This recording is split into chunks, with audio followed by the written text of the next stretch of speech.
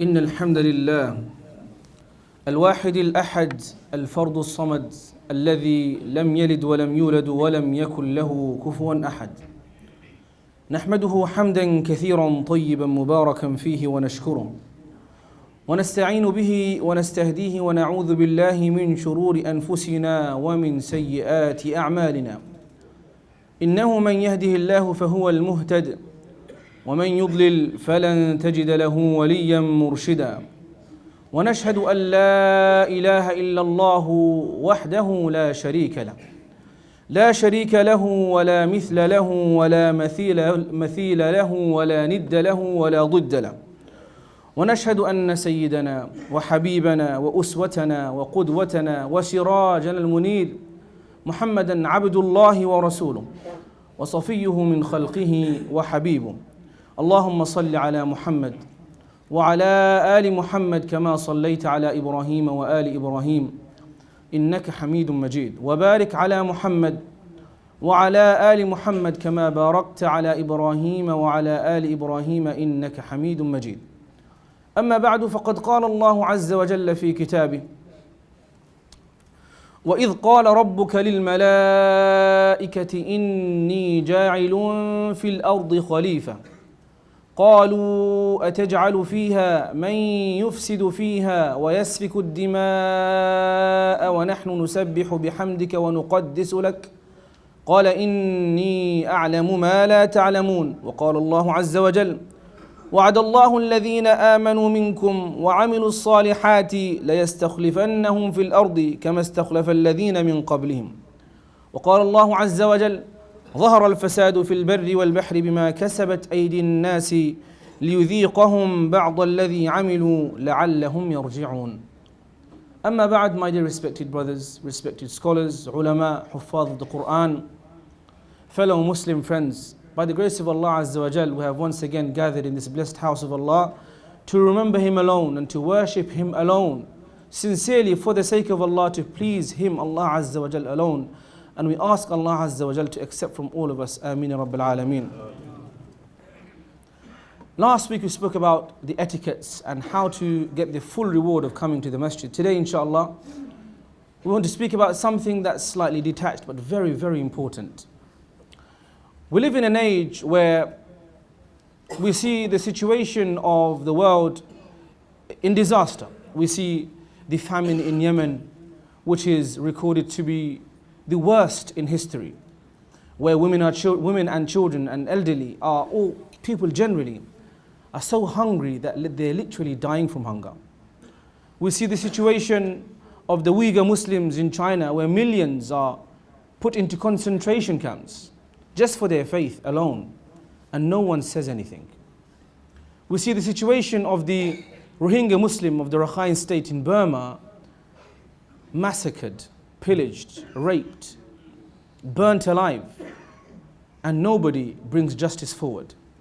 We see the situation of Syria, a once beautiful country full of civilization, education, one of the most prominent countries for Islamic education for Muslims, where students from across the globe would flood there for seeking knowledge.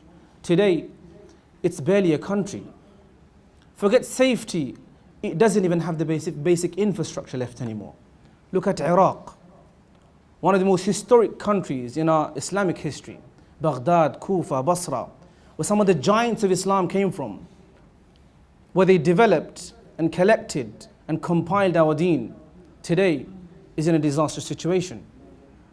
And with all of these calamities and problems, we see also the situation of Kashmir, where over state and over power, over politics, innocent people are being again oppressed. With all of these problems at hand and many, many more, we would like to see, would have imagined, and it would have been good to see that those with intellect, with education, with power, with position, with the ability to do something about these things, we would have wished that they are perhaps trying to improve them. Sadly, it isn't the case in most of them. We find the world leaders and those who have some sort of impact are far from it. In fact, their angle of their work is in the direct opposite direction.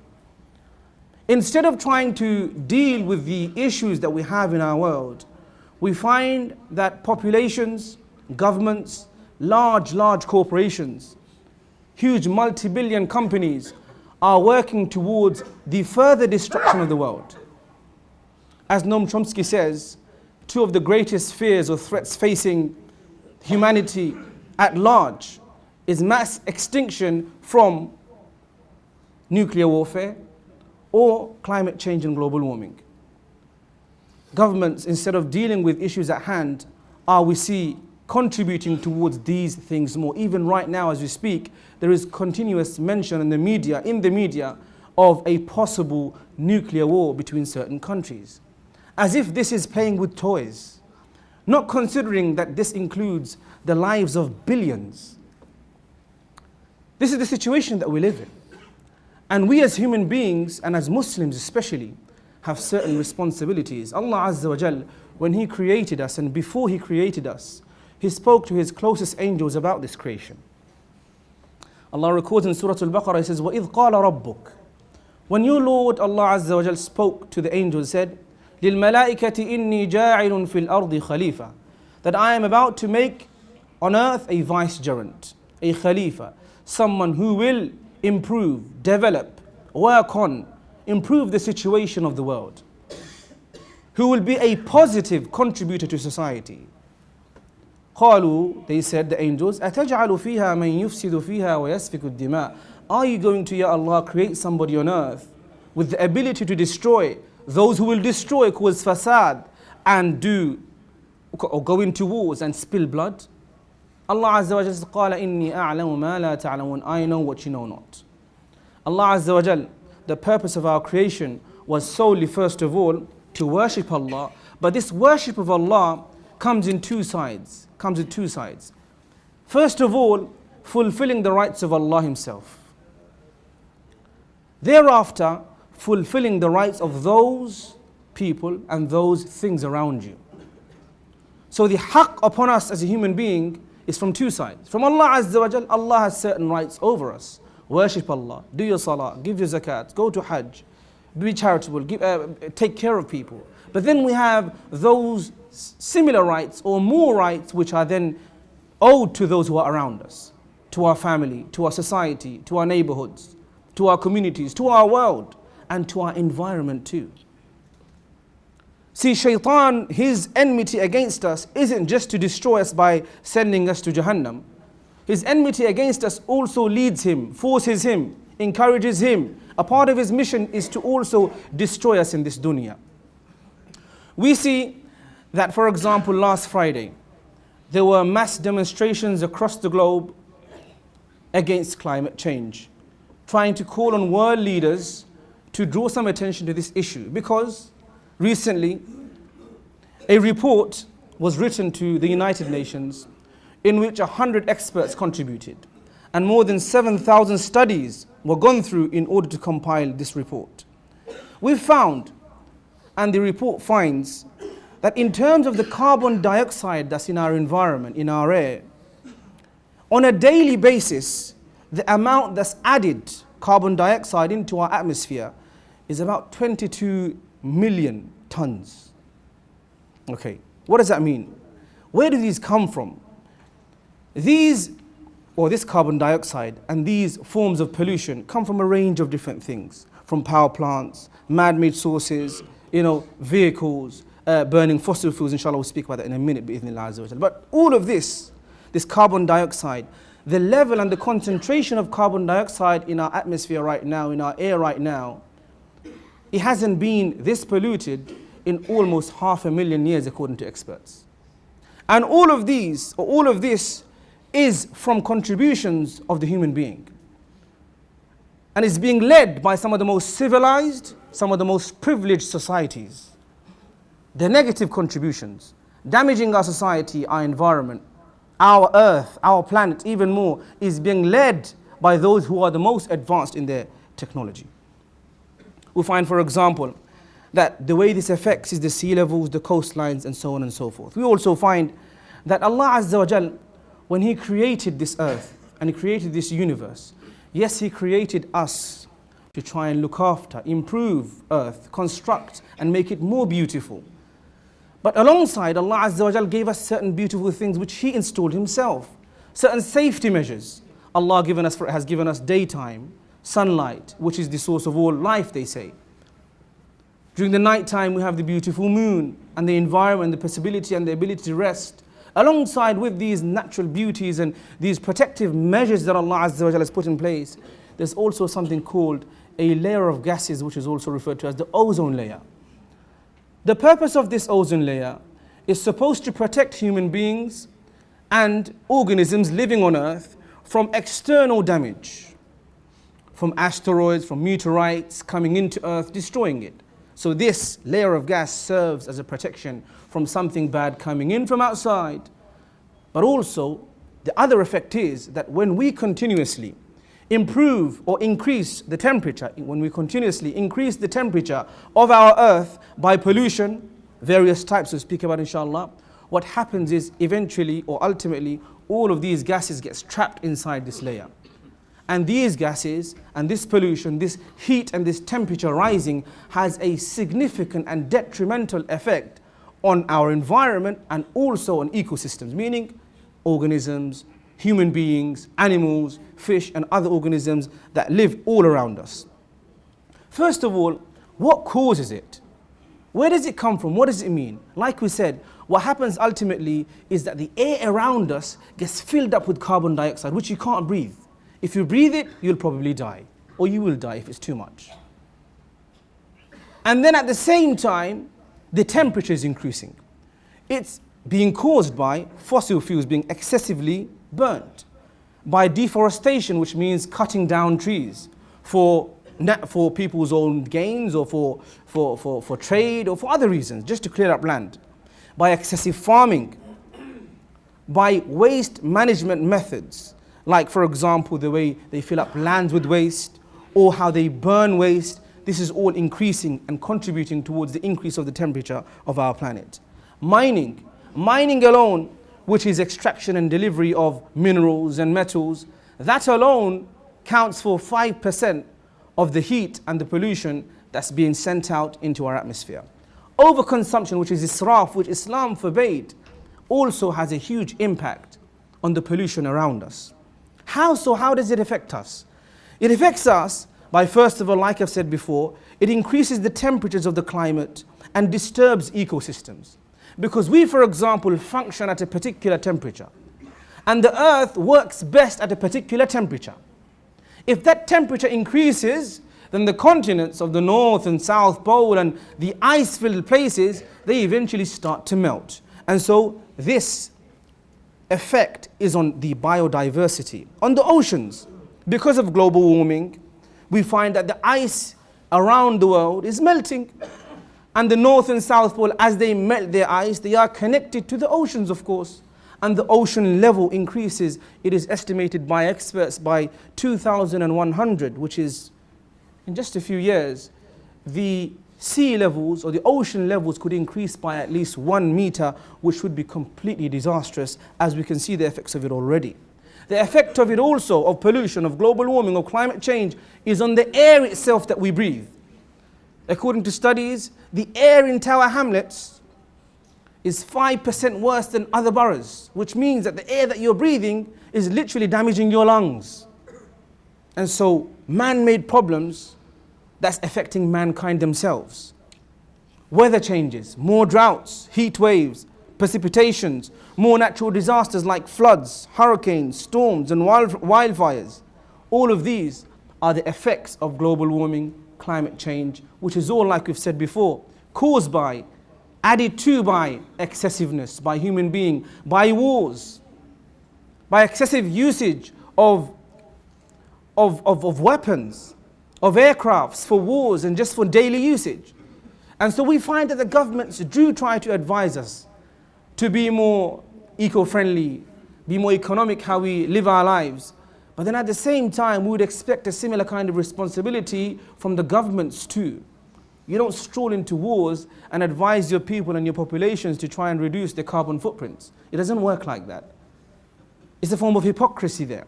And so if you really care about our earth our environment, the pollution, the climate change, then this is an equal responsibility as human beings, as a large family of children of Adam alayhi salatu wasalam. How do we and how can we help this situation? To help the situation, the first and foremost thing we can do is, of course, make dua to Allah Azza wa Jal to give us the ability to live on earth how He likes for us to live on earth. Secondly, we need to raise awareness, tell people about this, like we're doing today, inform and educate. Most people are in denial. You speak about climate change and global warming, even governments, even presidents sometimes are in denial of it. They think it's not true. To understand how to use renewable energy.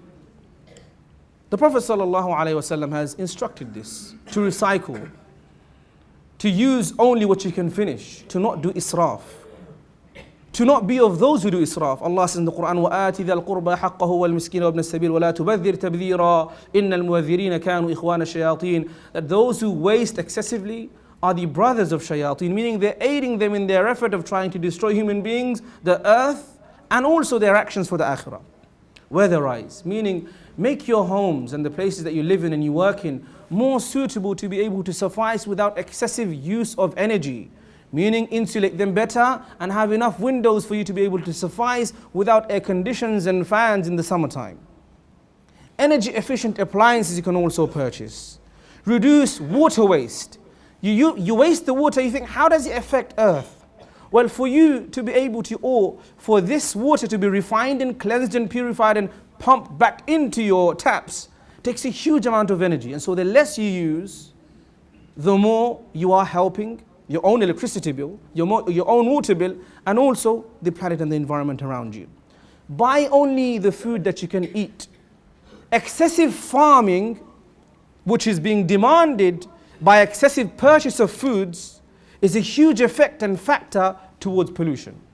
Buy what you can eat that will reduce the excessive farming. And also this excess food, 40% of it, the food that people buy, goes to waste, or even more or less, depends.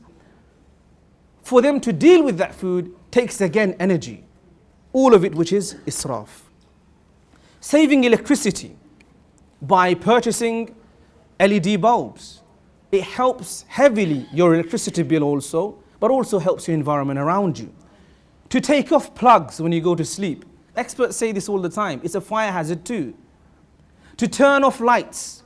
To take off plugs completely instead of just turning them off is also a positive contributor towards trying to help our environment. To drive and purchase and to consider fuel efficient cars. And so I personally commend the Mayor of London for bringing in this new ULEZ system, which is quite uncomfortable to get used to, but ultimately is a good thing. For cleaner air, to help with our environment, it's a good thing.